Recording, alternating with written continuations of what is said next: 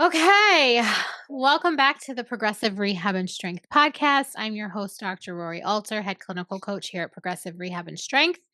And we are here today with Dr. Alyssa Havison. She is another clinical coach here at Progressive Rehab and Strength, and we are tending to some questions that were received through our Q&A. If you're new here, we do Q&As about once a month. You can submit questions anytime for the podcast. If you head to the link in the show notes, there is a question link, or there should be. It's like a survey, like a Google survey, whatever. And you just submit your questions and we will do our best to answer them.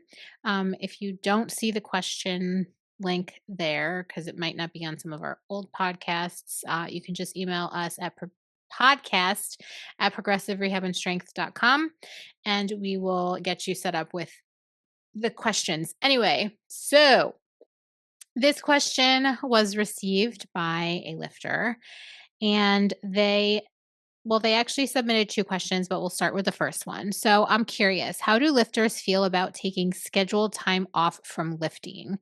I mean, more than just a few days, like several weeks. Sometimes after a big meet like nationals, I feel like I want to unplug and not deal with the mental stress of training, but I also don't want to lose my gains.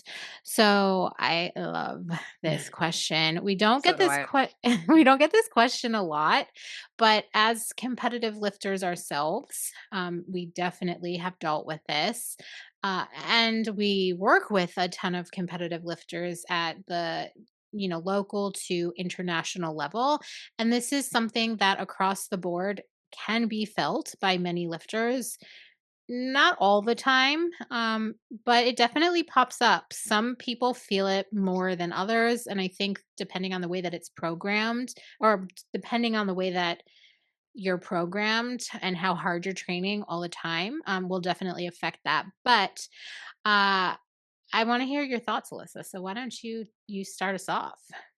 Yeah, and I also really like this question, and I think that as a coach, I think that it can be easy to forget that sometimes people need this when we're thinking about the big picture and maybe our client or lifter is not communicating with us because there's sometimes clients think, there's an expectation that they just need to perform, perform, and perform. And sometimes people have a hard time saying, "Hey, I need to switch things up. I am kind of feeling mentally burnt out." So I would say, first off, if you are a, a lifter and you have a coach, communicate this stuff with your coach because we can't always read minds, and we always want to accommodate whatever it is that you need to Well, keep your head on straight. I think that's so important. I actually was doing a free call earlier today, and the person, many times, I would say the majority of the time, people come to us injured, and so we were dealing with that topic that you were just talking about, communicating with your coach. Um, in regards to, from the perspective of an injury, but I think what I was talking to this person about was that sometimes the lifter forgets that it's about the lifter and thinks it's more about the coach, and they won't communicate what they're feeling to their coach because they feel like they're obligated to perform for their coach, to make their coach look good. They don't want to let their coach down. And the biggest thing is, like, remember that you're the one who hired your coach. You pay your coach. And this is about you, not about your coach. If obviously if you're like a blanking on this. Oh, a sponsored athlete, and someone's doing like free coaching for you because you're their, they just want you on their team to benefit their look as a coach or whatever, you might feel a little differently about that, but I think that you should remember that you're only as good as your abilities to show up mentally and physically and emotionally in the gym. So if it's not there and you're not communicating that information to your coach, regardless of if it's free coaching or you hire the coach, you're going to burn out at some point. Right?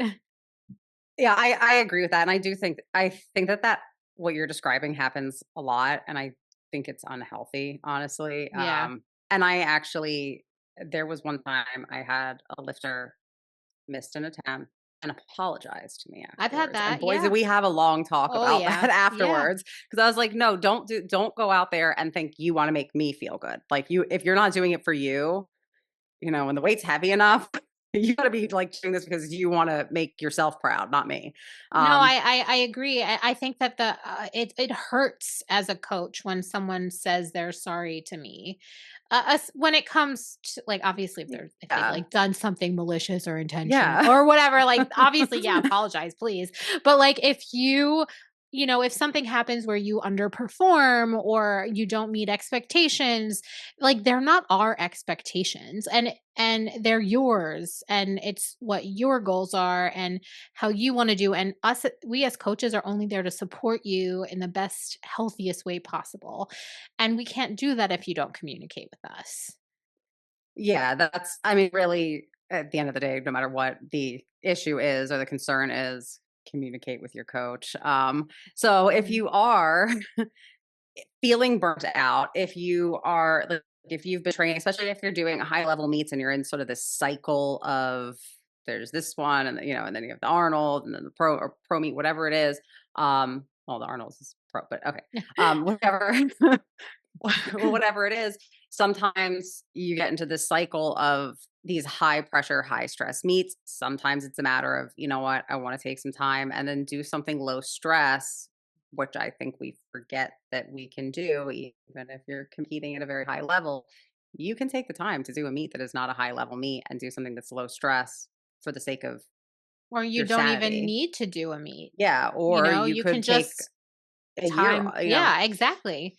Like I think that I think that's good for clients too. Like I think a lot of times when someone takes that time off when they've just kind of felt like burnt out towards competition or they're like ugh, I feel like they feel obligated to do these higher level meets or they feel obligated to do even just one meet a year, they might not feel like they want to and so we just don't sign up for a meet and then at some point that itch comes back, you know yeah. but I also think that like w- there's the element of you don't even wanna go into the gym after a competition. Yeah, and I think that's what this question really Yeah, is about, and yeah. that's something very real, and also just know if you have a coach, your coach should be supporting you even if you don't wanna compete, even if you don't wanna lift and figuring out how to do that because, when I think of time off like, when I hear the phrase "time off," I Mhm. think of not training, which Right. I don't feel is the right way to go unless you for, like a healthy reason decided you're going to quit lifting altogether, but at the end of the day it's good for your overall health. So the Mhm. question is how do we make this something that isn't a chore, that is enjoyable. So I wouldn't say time off altogether is the way to go, but there are so many different ways to take time off from competition focused training, Mhm. whether it be that you want to focus on some other lifts in the gym, take the emphasis off of the main lifts, the main competition lifts, keep them in your program in some capacity so that you're still training them. Or if you're like, you know what, if at the end of the day, the thing that makes you not want to go to the gym is the fact that you have to squat, then guess what? You're better off going to the gym and not squatting than not going to the gym. So Yeah. it's really a matter of how you're going to make it work for you and fit your needs. Um, I think the other piece of this is, and I have one particular client that comes to mind who has seasons where they want to go hiking or has times where they want to do CrossFit and the full life activity focus shifts significantly. We keep Yeah. training in, but the And intensity I has think I to be know the client adjusted. that you're talking about, and that client also transitions or fluctuates between like more intense coaching and more hands off coaching as well. So I Mhm. think that there's a couple of things that we can think about or talk about when it comes to that. And I was going to bring this up as well is like when it's time, when you feel like you want to take time off, we don't wanna just, like, rot on the couch. I feel like the term rot is, like, this new, like, new thing that people use. "I'm just rotting today," or "I just wanna Yeah, rot," right? I So haven't heard that. you haven't or you I have? mean, I've heard the phrase, like, but I didn't know it was It's like a very, trending. like it's a trendy word right now, I feel like, but if We sound we're not old. we are old. I mean, we're getting up there, Alyssa. Um, so I think that it's you shouldn't ever just like give up your physical activity, right? So we can look at training as okay, we're a competitive power lifter, but we can also look at training as our physical activity for the benefit of our health, our strength, our cardiovascular strength, our mental health, all that kind of stuff. So, you can it's like who am I and what do I want to focus on right now? So our physical activity can be transitioned to something else like our hobbies or like maybe you have some like physical. I have a client who he lives on a farm. And so when his hay comes in, that is a hard time of year for him. He moves a lot of, I don't know, hay. I don't know, like they're these big giant hay things and it's heavy lifting. And so we like changed programming a little bit. But I think that we fill it with something else, and we got to keep our barbell training in some capacity in there to maintain our strength. But my stepbrother just messaged me the other day about he's like, "Hey, I'm doing like an 8-day backpacking like a hiking trip, like camping, hiking for 8 Yeah. days." He's like, "Do I just keep doing the program or does the program change?" And I was like, "Okay, well, it's in July. So right now you let's do 3 days a week and you'll hike on the weekends and then come June, we'll start to taper the barbell training as your miles or time in hiking increase, and you need to start building your energy reserves for this 8-day trek. Like we're gonna pull back on the barbell training. So there's always some way to kind of like change training. Um, but then there's also the person who come they like plan their competitions around vacations. And I feel like we've talked about this on Mhm. the podcast.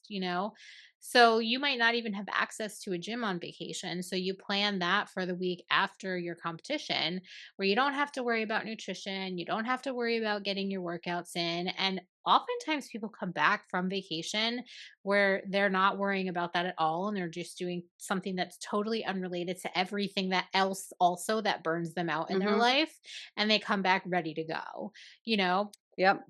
so And I I think sometimes when people think that they want an extended period of time off, they have a couple weeks off, like off of like, I don't want to touch a barbell. I want nothing to do with it.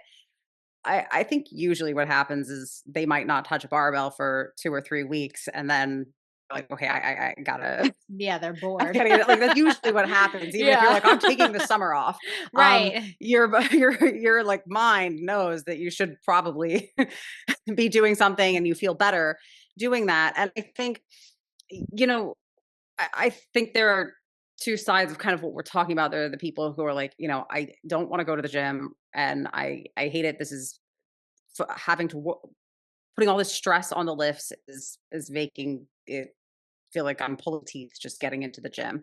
And if you are, even if you're a high level lifter and you feel like you have to be in that cycle of high level competitions, I urge you to, if you need to take the time to do that and say, I'm not gonna think about whether or not I'm gonna register for the next one because when you finish one, you start to think about the next. Like it's okay if you miss something one year. Yeah. It's fine. And I think the other piece of this is the people who want to focus on and prioritize other types of activity.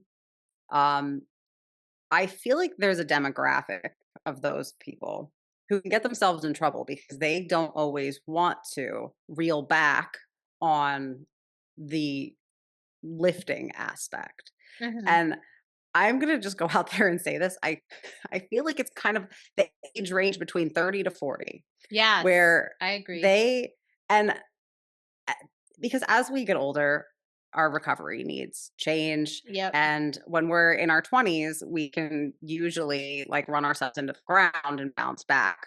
Um, I think early 30s, we don't necessarily yet know that we can't do that anymore. Right. We don't understand why we can't do what we did 5 Um, years ago. I mean, it sounds silly, but I you know, ah, and it's no, and but it's true. your 30s, you're not old by any means, but you're not quite aware of the changes that have happened No, in no, the you're totally right. past. I mean, I never thought about it that way, but you're absolutely right.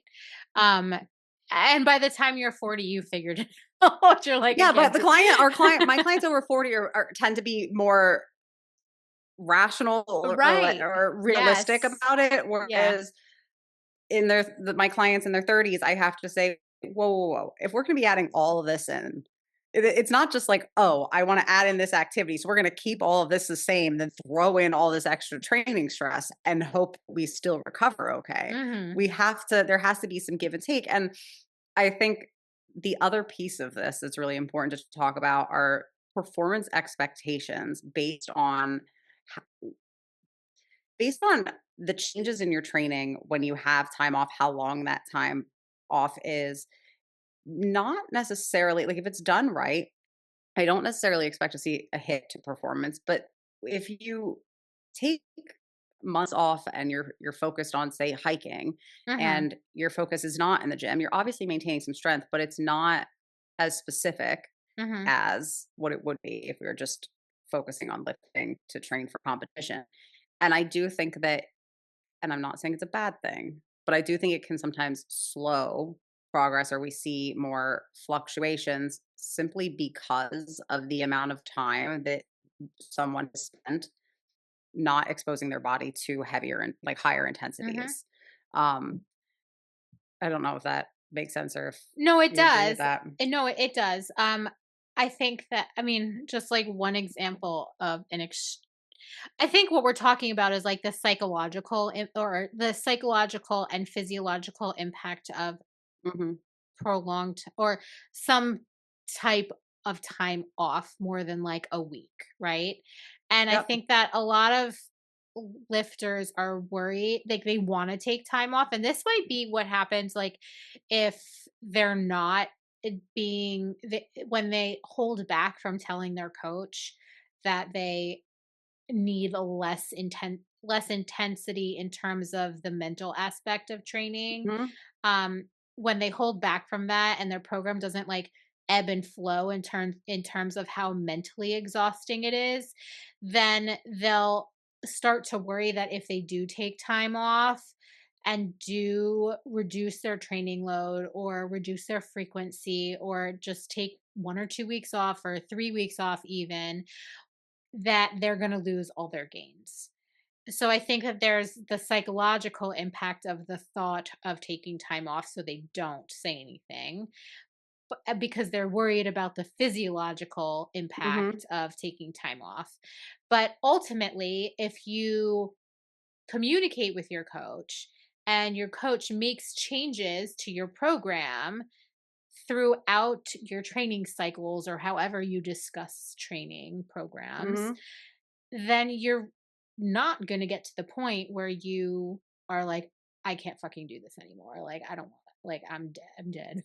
I don't wanna do this anymore Yeah. and need 8 weeks off or I'll Mhm. come back when I'm ready," you know, that Yeah. kinda thing. So I think from a coach perspective, you need to, like, communicate that with your clients also because it's good for business if you keep them motivated to train.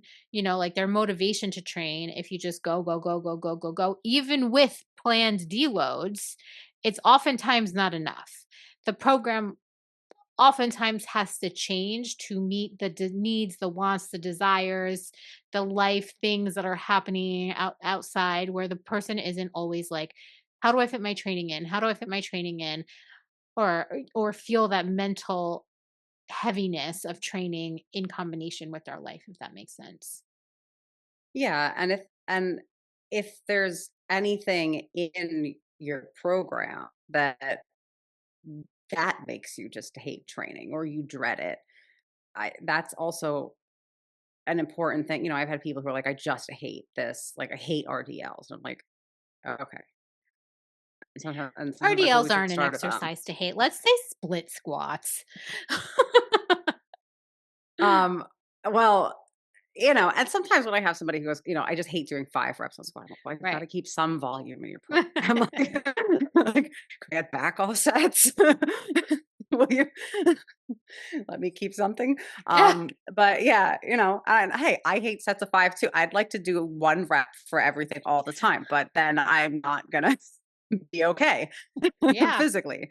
Um, but that's, I think if there is something that's really making somebody dread training, whatever it is, to keep you feeling positively about training, it's important to communicate. And even if that is that you're short on time, you need your sessions to be quick and easy. And I'll use myself as a very recent example. I've been busy and getting my training in has been a struggle. And I have like accessories in my program Me that too. I see and I look at them and I'm like, yeah, that's not happening. I don't have barely have time. I'm not doing it. So I finally said, you know what? I'm going to remove these from my program rather than having them be a thing that I'm failing to complete. And feeling And I'll guilty add them about. back in when I feel like because now it's just this, it's there. And I'm like, well, you should do this. Well, it's not happening. It's making me Right. feel worse that they're written Right. down. Yeah. And I have no as a coach, I have no problem with if somebody says, "You know what? I can only do the main barbell lifts. That's all I have time for." Like, you don't have to don't lie. You don't have to pretend like you did it. You don't have to just say, "I ain't doing it." And could you just remove it for right now because I makes me feel like a bad person when I see the thing that Yeah. I already know I'm I mean, not going to that's a real do. thing, and that's a thing with clients, like, and I have to sometimes I ask the client, I'm like, "Do you feel bad?" Like, that's something that was happening to me. This is almost the opposite of you. Um, but I would look at my program and I'd be like, "There's no way I'm getting 3 lifts in today. I'm just not gonna lift." You know? And so what I did, and I was getting like the physical load of the workouts with the mental load of my life was too much for me. So I was like super resistant to training because I would just look at it and be like, "Yeah, that's not happening," and then just not do it, right? So what I did was I went to 1 lift a day plus accessories because I needed a break, and accessory exercises, like literally like bicep curls and tricep press downs and like planks and banded side steps and glute pull through. Like, I just needed the variety, the change in pace, um, to get out of my training funk. And this is a reality, is that people do need that. So I want to quickly talk about this concept of like strategic planning when it comes to intentional deloads and like an off season or structured time away from like barbell strength training, which I'm using as a umbrella term for competitive powerlifting and like serious strength training, right? Versus like burnout. Um, Mhm. and there are benefits to to being intentional about things so we don't get to a point of burnout, and then force this hiatus because we're so burned out, or we don't get to a point of injury, or our balance between training and work and children and uh, your your responsibilities as a partner, so that there's this balance and we're not losing it. And I feel like if we've got to be structured and intentional and strategic about it, especially as we cross the thresholds from 20 to 40, which is that decade, from 30, the 30-year decade, whatever you want to call it, in your 30s. I think that people are coming into their professions, people are coming into their family life, their bodies are changing and coming from like young adult to middle aged, um, unfortunately. And Yeah, they're having kids, yeah, and I think that's so I mean, honestly, I see it all the time, and it was really honestly during this conversation that I started thinking about how it's the 30s and or, someone saying, "I don't understand why it's harder for me to recover. I used to be able to do CrossFit 5 days in a row." right. And I'm like, Yeah. "Well, used to be you didn't have 2 kids then? You your job, your life obligations were probably different. Mhm. You likely were recovering faster because you were younger, and it's not that and people don't I think a lot of people have trouble wrapping their head around that because they think, well, I still feel young. We're not saying you're not young. We're not saying that you're old and not recovering. I mean, and everybody can recover, but yeah, You're not my mom calls herself, she'll like come up the stairs. She goes, "It's grandma, the old bag of bones." Sometimes Yeah, I that's not what we're saying. It's just that sometimes I and feel I like that. think and I think that that time in people's lives is when they really struggle with coming to terms with the less might be more Mhm. mentality because Absolutely. they used to always be able to do more and more and more and more. They feel like they need to do that in order to make progress. And I'm sitting here going, actually, if you recovered better and just recovered better, and actually, if your training intensity was a little bit lower, you'd perform better. And I try to just remind people like you're going to be, especially as people are getting close to a meet where they're like, oh, I need to fit this in. I'm like, the way we adjusted training days. I have somebody competing this week, and I was like, I'd rather take a Right. day out and have you do 2 days a week. This was like 2 weeks ago because of how we had to shift things, than have you cram 3 days in right now Yeah. because Yeah. the fatigue your recovery is more important. Right. Um, but I mean, I think that what you just said, recovery is more important, is so important because if we look at how someone gets stronger, it's this where we apply a stress to the body, we take time recovering from it, then we adapt to it. And if we don't have that recovery, we're not going to get stronger. That adaptation is that strength gain. But I want to kind of like tie up this episode or this question with going back to the period of time that this question is like asking about, which is right after competition when someone feels that like depression almost. And I remember the first time I competed at USA Powerlifting Nationals. It was like a really cool experience for me because leading up to it, I worked, so long story short, I did triathlons like all through college and grad school. And although I really knew nothing about bicycles, other than how to ride one and shift gears and like how to be aerodynamic and that kind of thing. um, I somehow ended up working at a bike shop. The like it was on campus, and I met some really cool people. I'm actually like still friends with one of them today, literally 15 years later. And anyway, one of the girls that I actually the only girl that worked at the bike shop aside from me, reached out to me because she found me on Instagram before I went to nationals, and she's like, "Hey, I'm going to be at nationals too." I was like, "Shut up. You do powerlifting now?" She's like, "Yeah, I like screw bikes." Like, I mean, I think she actually still bikes, but or cycles, like whatever it is, rides, who knows? I'm not in that culture anymore and you really worked at a never. bike shop. I worked at a bike shop, but I was not part of the culture, trust me. But I was good at selling. So I sold a lot of bikes.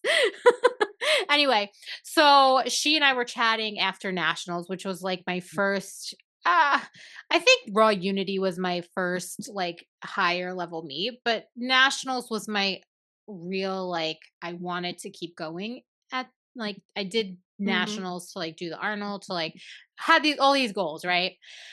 Anyway, so I felt like super burnt out after, and she's like, "No, it's really like riding a wave. There's like a huge like you have a giant wave and you have a giant crash of that wave after.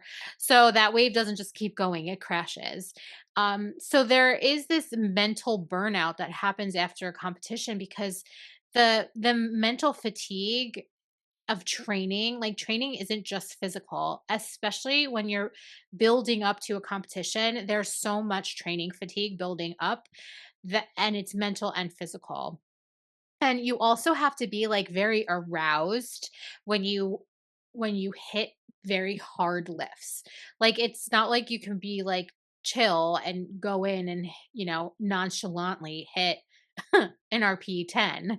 You have to not just utilize every single motor unit and muscle fiber. You have to use all of your brain power to psych yourself up for that, to push through that really hard load, and then to recover after. And so I think that this crash after competition is normal, but how long it lasts is going to be dependent on kind of all those factors that we talked about. If you like feel something, speak to your coach so that the mental and physical and psychological elements of competition don't burn you out long term. Does that make sense? If you feel something, say something. I know. Um, I say that all the time. Like it's like that sign, on all like the public transportations. If you see something, say something. It's true in training. If you don't speak up and your back has been hurting a little bit, or you wake up and your back feels shitty all the time, don't hold back and not tell your coach and then blow your back out in training. If you feel something, say something, because I think that ultimately, um, that crash will be a long-term crash and not just yeah, what is the term? Um, like a doesn't like match what happened, if that makes sense. I don't know what to. disproportionate. There you go. Yeah, there you go. Uh, That's good. yeah, and I think that if you communicate with your coach, that's like I cannot stress that enough. We cannot read your mind.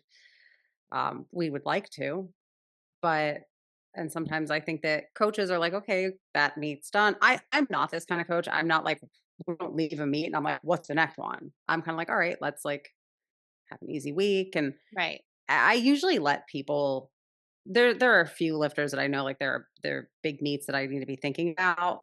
And sometimes I'm like, hey, like but I'm not the coach that's putting pressure on anybody. I wait for somebody usually to bring it up to me, or I Mhm. might mention, like, hey, we haven't talked about this. But I think sometimes coaches can sort of move right on to the next thing. Uh, and it's not to override whatever the lifter might be thinking or to bypass it or put pressure on them. We just don't know. Or if you're having symptoms, we don't know. Nothing is more frustrating to me than when somebody like tweaks their back and they're like, well, this would be like, and then they're irritated at me. And I'm like, I didn't know you were, this is the first time I'm hearing that you were having symptoms for a month. Right. Oh, it's the That's, worst. I'm like, wait a minute. What do you mean a month? So just communicate. Communication is key. All right, we're going to move on to question 2. So, this question is, or I'll read it. I recently made a change in macros that led to me gaining a few pounds, putting me at the top of my weight class, and that made me really uncomfortable as I have always been on the lower end of my weight class. Anyway, I made some changes and the weight is coming down. When does it make sense to move to maintenance? Hmm. So I I'm hesitant to go a different route answering this question, um, because I think you probably already know, Rory. My questions are: is it advantageous? Is it the best thing for your performance? Is it the best thing for you? I know that I believe we have like podcasts or something Yeah, we recorded on do. that. We We can do. have that conversation, but Yes. I'll um, link that podcast in the show notes because we did a whole series on competition. And I think we have one episode with a guest speaker. So I'll link that one. But then also, we specifically did an episode on when to cut for a weight, or when to like weight classes and powerlifting, and like how to choose your weight class and that kind of thing. Um, but yeah, go ahead. So, aside from that piece of the conversation, which is, do we need to lose weight? And listen, if it's simply that you're more comfortable in your skin and your clothes fit better, that is very valid.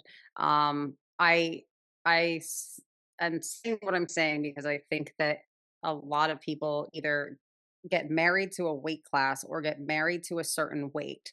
Um, and in their mind, it's like, I have to be this, anything heavier than that. For me, I'm fat, Right. this weight class is the only if I can't be in that weight class, I'm not going to compete. So there are so many factors here. Um, but that's not the question. The question is, when does it make sense to move to maintenance? And but it's an interesting question, because are we talking about cutting weight for a weight class we're already in? I think that might be. No.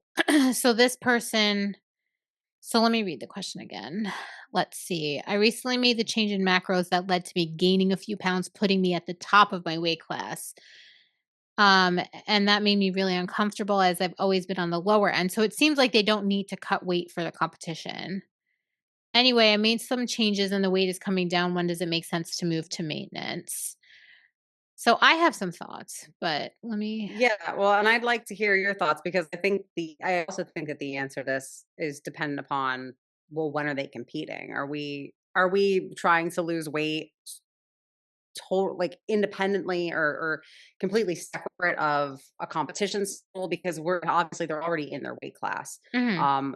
But I would So say that. they seem to wanna lose weight because they're uncomfortable in their skin. So I have a couple questions for this person, and I think that when this person who asked this question is not in isolation. I'm sure there's, like, tons of Mhm, people who feel this way. So we talk, like you mentioned, we talk a lot about competing. Well, I guess you didn't actually mention this. We talk a lot about competing where your body is at and where your body is most comfortable while you're making any transition to a higher weight class, a lower weight class, a higher body weight, or a lower body weight. And I think that, so taking time so your body, your brain and your mind can adapt and like just be normal when with the changes in your body. So I think that we don't want to do anything too fast. So I don't know how fast or slow this person was gaining or losing weight.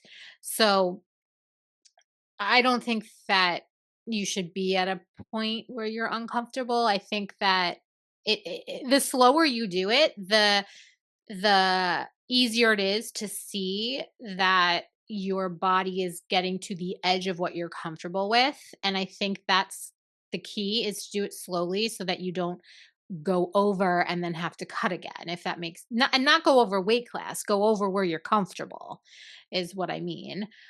So that you don't have to like drastically cut again to lose weight or change your body composition. But the other question I have for the person, and that could be literally the person who asked this question or the person who's also struggling with this question, is why are you gaining weight? Do you really need to gain weight to get stronger? And I think that we have this conversation all the time, is like, compete where you're at, lift where you're at, because if you're healthy and if you're comfortable, and you're not in a caloric deficit, you should be able to get stronger, even if you're not in a surplus. And I think that a lot of people go into a small surplus or like a moderate surplus expecting these amazing gains to happen, and they just don't, because it's not like that. It does yeah. not, it's not a one-to-one ratio. And I think people really expect this, like, it speeds up the strength process, maybe to a small extent, um, because you have a little bit extra fuel in the gas tank, but it's not. it's not to the point where you should be getting like fat in the sense, and I mean fat like larger than where you were. I don't want to Yeah. like offend anyone. Because fat is relative. Like I feel fat right now relative to how I used to be. I was like, my waist was 4.5 inches smaller. I'm heavy for myself. I'm large for myself. So I think that I think that it's hard to answer the maintenance question because we don't know how you got to where you're at, you know? Well, and it's Um possible that they didn't do it intentionally. So that actually was one of no, the no, questions that I this had, made which it was seem like I recently made a change in macro. Oh, I don't know.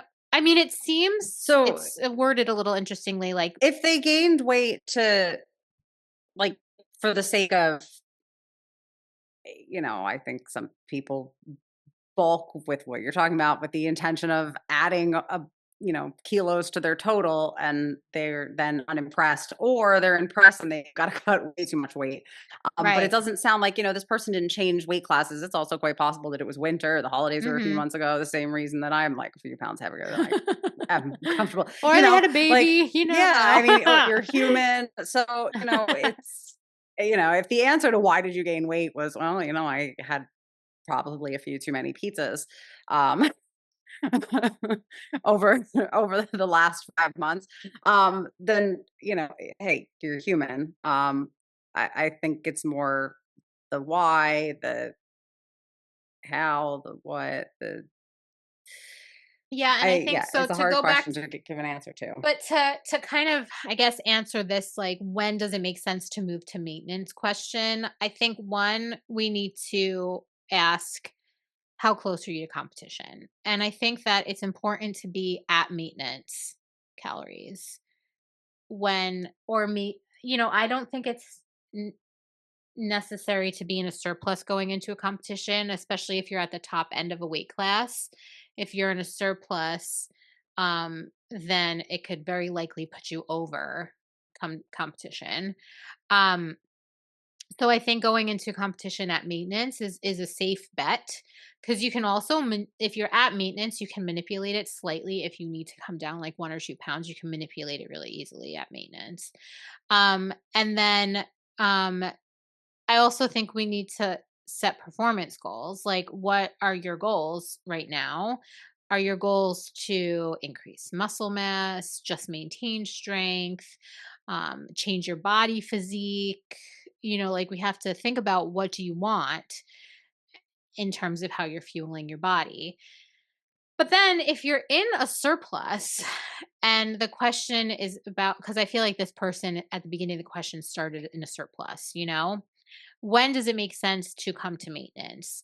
Well, is the weight gain enhancing or hindering your performance? So I think that there's a fine balance between gaining weight and your performance because it can change your leverages just slightly that things start to kind of fall apart.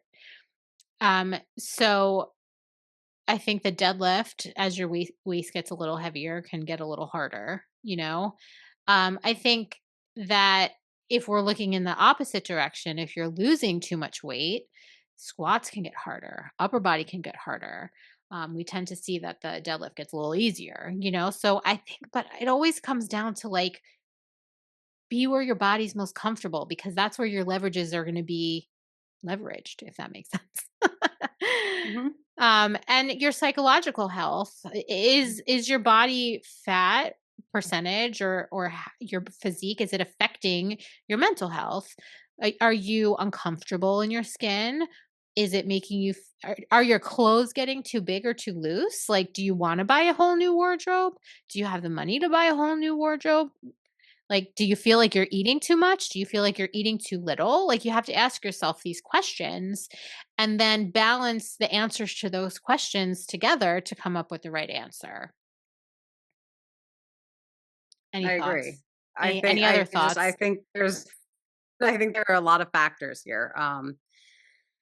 And without all of the specific information, it's hard to honestly, I think without having a conversation with them, it's hard to really Yeah. give an answer. because it's specific. Right, it's quite specific, but also, I mean, this person mentioned macros.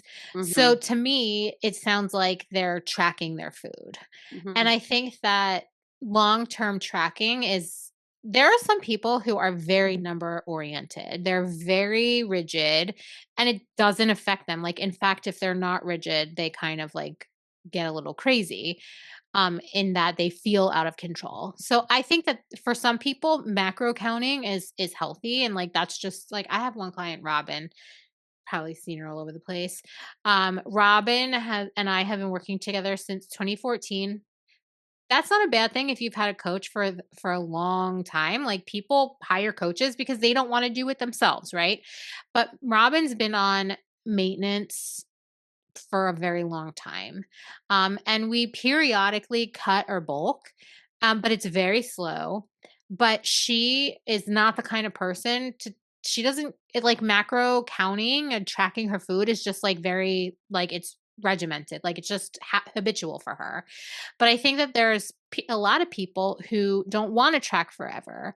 And they don't want to always be weighing their food and thinking about their macros and like, does this fit into my diet and all that kind of stuff. So I think if you're getting to that point where like you're feeling overwhelmed or held down or like annoyed with tracking, or you're finding that you're having more days where you're falling off the wagon of tracking, then it might be time to move to maintenance. Um, so that you can build more of like an intuitive relationship with food rather than being food focused all the time, if that makes sense. Mhm. And then we also, want to look ahead and plan ahead. Like, how often are your calories fluctuating? Do you feel like you're always gaining 5 pounds and always losing 5 pounds? Is that if that's the case, then your maintenance is probably somewhere in between. And should you be tracking, or should you be focusing on gaining weight or losing weight all the time? I don't know. um Anyway, I think it's important to have more information on this person. And Yeah, I if agree. if these questions are challenging for you to answer on your own, I think it's important to work with someone who can help you make these complex decisions and who can analyze the whole picture, look at your leverages and your body weight history and your relationship with food and dieting and nutrition in the past, and has an understanding of weight classes and what's important to you and how those play into competition and your competitive goals, and where you want to go in the future with your training and your competition. So any other thoughts on that, Alyssa? I don't think so. Okay, I now I'm going to hit you with a surprise here. Do you have any idea who this person is that asked these questions? I I have a feeling that I know who it is. I've All actually right. been wondering. All right. So, just a caveat here. I did not Is it one of my clients? It is. I did not tell Alyssa I who know. submitted these questions in advance. So because I wanted to take the bias out of answering them, which I think we did a really good job, Alyssa. I think you did a really good job of not bringing the client in because you didn't know who it was. So I think that was I fun. actually think it could be one of 2 clients, to All be right. honest. So There's give me your shot. Give me your guess here. Oh, actually, I think that never mind. There was something that just eliminated the other option. Oh, Trina? yeah, it's Trina. So, hands up to you for knowing your client, and The Trina. whole time I was like, I feel like we've had this conversation about her weight class. um, I just want to say thank you to Trina for submitting these questions. I really like them, and it was fun playing this game with Alyssa the whole time. I'm like, I can't wait to tell her at the end.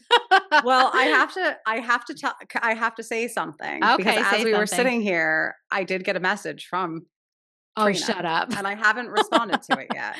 What's is it a question? Can we answer it on the Well, podcast? it is. So Trina, I'm sorry because I have not I literally I received this, I glanced at it while we were here. I haven't responded to you yet, but uh I'm just gonna let Rory know what this is. She said, I have been considering keep in mind, she's got nationals in like I think it's 12 weeks. Yeah. I've been considering trying Brazilian jiu-jitsu class, but I don't want it to interfere with strength training. No. Would would doing a class once or twice a week work? What is it with BJJ and these, like, lifters? Lifters just love BJJ. What is it? Is it just lifters or does, like, everyone love BJJ? Is it a I thing don't outside of know. here? I don't know because everybody wants to do it. I know, and I think she's 12 weeks out. I'm gonna, I will answer this question to her when we get done. But this is, If okay, I'll answer it for her. You don't answer it on the I, podcast. I'll answer this one. yeah, you can answer it. I'll text her. If you You were can hear my Rory's client answer. if you were my client, Trina, I would say hold off until after Yeah, nationals. thank you. We do I'm glad not you said that need before I did. I was literally gonna text her and say, "I'm gonna beg you to wait until nationals is over." I know her goals. I know her performance goals. I know her recovery, And her I have training seen a stress. lot of injuries from BJJ. It is not control I mean, listen, it when we look at the 2 sports, they're so different from each other. One is very controlled, very strategic. All the movements are within a controlled pattern. They're all the same. It's progressively overloaded. When you and they're all in the same planes, it's like very controlled. When you go into BJJ, even if you're not sparring, it's totally different. There's just more things coming at you and it's not controlled. It's very sporadic and you can't know what's going to happen. Um so in my opinion, if nationals is extremely important to you, I would say let's hold off until after the competition. But if you can't hold off, then I would do it at the end of your training week and give yourself at least 2 days to recover after. And I would only do it once a week. And Yeah, I wouldn't spar either.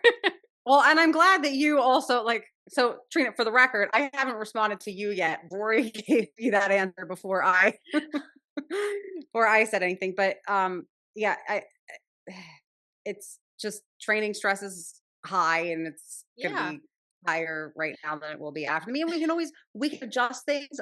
I can make program changes to accommodate Right. uh that increase in physical stress, because what we don't want to do is have training stress where it is right now and not have any give in that because we're focused on nationals. Because I still, even if nationals is around the corner, that would have to be adjusted if we're adding in jujitsu. And not just because it has to be adjusted, you have fatigue that's being added in other parts of your life. Right. That's what I always try to explain this to people when they're like, well, they talk to me about like the conditions or the circumstances within the gym or within the training session. And I'm like, yo, that's like a few hours of your week.